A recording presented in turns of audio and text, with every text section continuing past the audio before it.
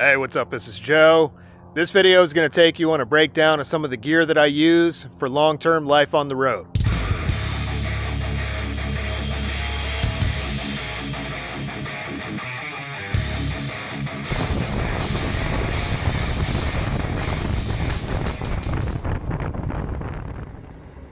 After 3.5 months of exploring Southeast Asia, I came home to Virginia to start organizing my bike and get ready for a long, icy trip to Daytona Beach, Florida. All right, today's Monday. The weather's starting to warm up just a little bit. There's a winter storm coming through on Wednesday, so I'm going to try to avoid that and get the hell out of here tomorrow. I think the high is supposed to be like 39. I think if I leave sometime around 11 or 12, the temperature should be above the freezing point. So theoretically, I shouldn't have to worry about any ice on the road.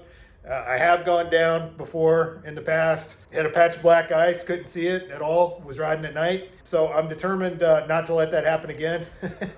So as I'm getting packed, I'll go ahead and show you some of the stuff that I take. First, I'm gonna go ahead and tighten all these down. This is my mount for the Insta360 that I just started using. Just go ahead and tighten these down. They've gotten a little bit loose.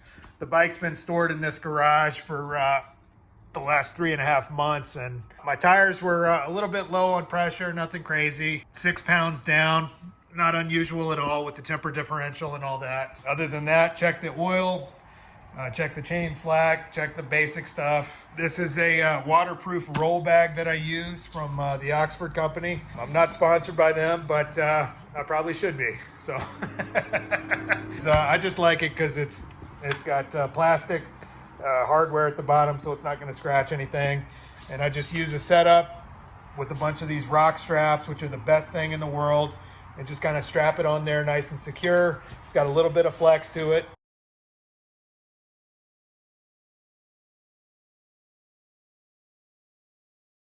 I just got these, which are a set of fleece-lined work gloves. I can basically put my regular riding gloves on and then slide them into these. Should hopefully be good, at least until I get a little further south. Let's see, got my tour pack right here, of course. Pay no attention to some of these stickers. But anyway, I keep an extra clutch cable taped to the top. Fortunately, I still haven't had to use that in like 32,000 miles, but it's there just in case. I got my insulated bag. I'm basically gonna cook up a bunch of steaks and stuff, put them in the freezer, and then throw them in this bag.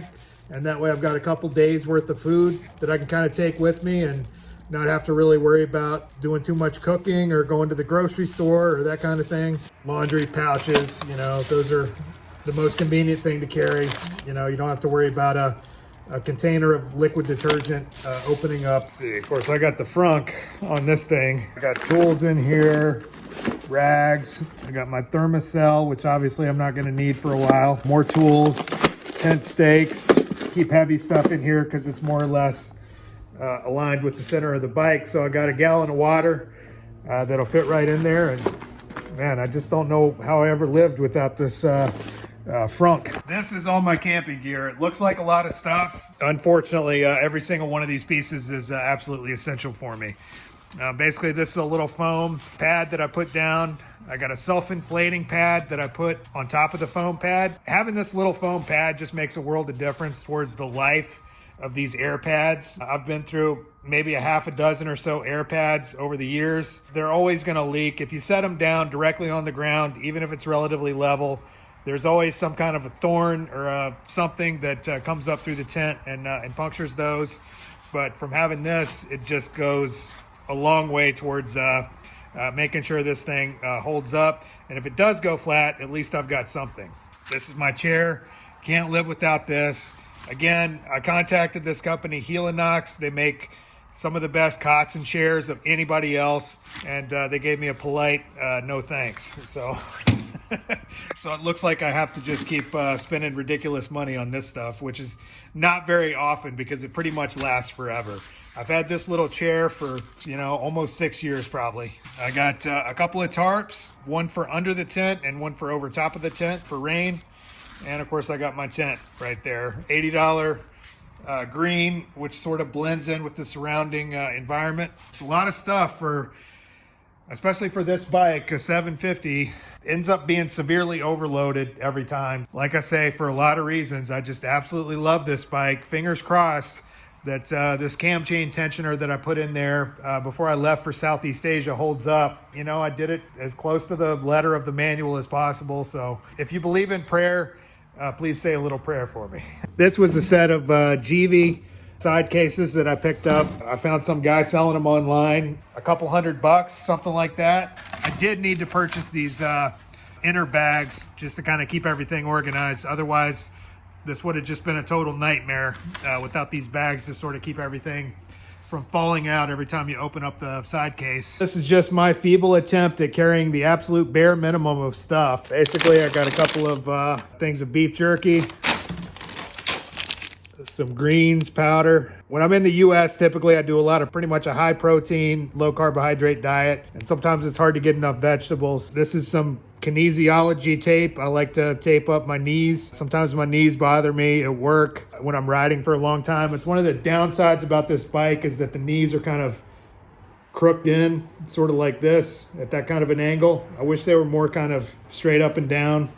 So it does bother my knee a little bit after a while. This kinesiology tape I just started using, but I hear good things about it. Little extra battery bank that I use for my laptop. This will charge at about 25%. Random GoPro stuff. This is another cam chain tensioner, just in case. I'm taking it. Collagen peptides, that helps with my knee. More GoPro, random GoPro stuff. That's more batteries and stuff like that in there. A lot of this is just camera stuff. Waterproof case for the Insta360, external hard drive, sunglasses. Usually I ride with like one of these saddlebags totally full of books. When I'm on the road, I do tend to burn through books pretty fast. This is a book that I'd heard from, I think the Jordan Peterson podcast, the Gulag Archipelago, talking about the USSR, gulags and stuff like that and what they did to people. Hopefully this will keep me busy, and when I finish it, I can always go to a library book sale or whatever. Over on this side, I got my MSR pot, which I'm really not happy with at all. It's so thin on the bottom that it really tends to burn any kind of steak or stuff like that, any meat that I try to cook with it. It might just be the stove that I'm using, which is a cheap sort of a deal. I mean, it's almost an art being able to cook a steak in this thing without burning it. Let's see. Motorcycle cover, that's something I wish I didn't have to take, but I've just found it absolutely necessary. There's kind of no getting around it, really. It's more convenient than anything else. There's my flame retardant glove for cooking stuff. My stove is inside of this glove. Bungee cords, Thermacell refills, mosquito coils. What else was in here? Pocket tire plugger. Motorcycle jump pack made by Ride Power. Good friends with these guys. They were nice enough to hook me up with one of these. Fortunately, I haven't had to use it yet, but if it's anything like the rest of their products, I'm sure it's great. So what I'm going to do now is just go ahead and kind of organize these side cases, get that bag strapped down, go for a little bit of a ride, get comfortable with the bike again, and we'll see you later.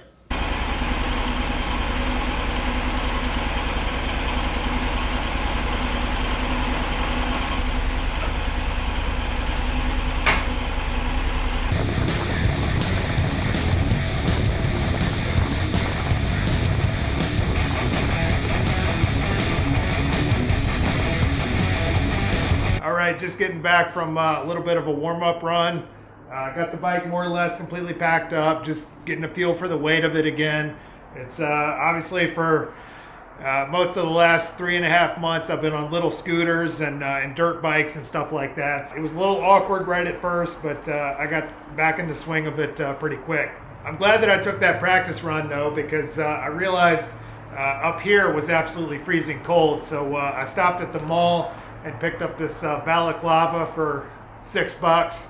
It's just a total game changer. My neck, chin, ears were just absolutely freezing cold, but with this it was all right. Today, fortunately, the temperature is going to be above 32 degrees for like a 5-hour window, and as you saw, it's been pretty sunny, so hopefully that's enough to sort of evaporate any lingering sort of little bits of ice that are on the road and stuff like that. By the time I leave tomorrow, it's going to be cloudy and about 32 degrees. But nevertheless, plan on being just hyper vigilant of any kind of like little black spots on the road. Additionally, these things really surprised me. I got these fleece lined work gloves at the Ace Hardware here for like 15 bucks. They're just the warmest thing in the world. They're like suede gloves, and my hands were actually getting sweaty. I had my riding gloves on underneath, thinking I would need them, but actually they started getting sweaty. I had to take them off, and yeah, so I mean, for 15 bucks, these are just the best thing in the world.